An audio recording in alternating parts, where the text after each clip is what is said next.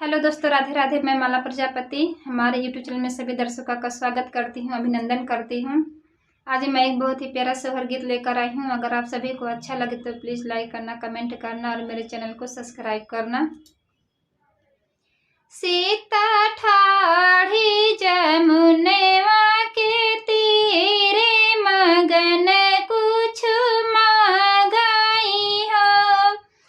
सीता ठाढ़ी जमुनेवा के तीरे, मगन कुछ मांगाई हो।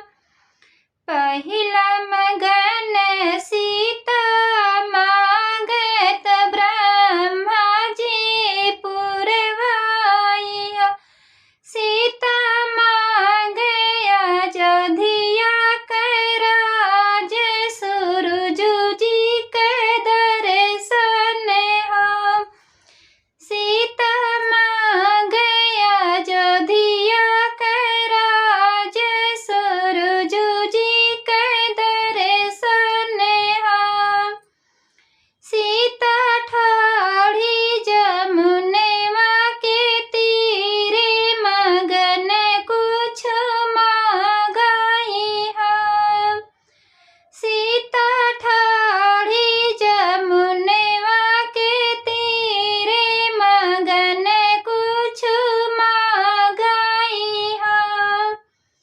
दूसरे मगन सीता मांगत, ब्रह्मा जी पुरवाई हो।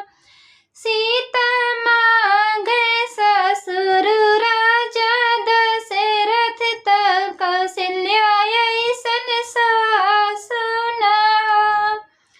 सीता मांगे ससुर राजा दशरथ, कौशल्या ऐसन सासु न हो।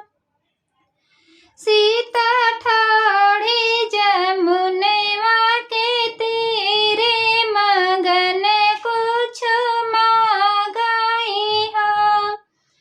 सीता ठाढ़ी जमुनेवा के तीरे, मगन कुछ मांगाई हो। तीसरे मगन सीता मांगत, ब्रह्मा जी पुरवाई हो। सीता मांगे मांगिक सिंदूरवात, गोड़े के महावरे हो। सीता मांगनी मांगिक सिंदूरवात, गोड़े के महावरे हो। सीता ठाढ़ी जमुनेवा के तीरे, मगन कुछ मांगाई हो। सीता ठाढ़ी जमुनेवा के तीरे, मगन कुछ मांगाई हो। चौथा मगन सीता मांगत, ब्रह्मा जी पुरवाई हो। सीता मांगल देवर भैया लक्ष्मण, प्रभु श्री राम जी हो।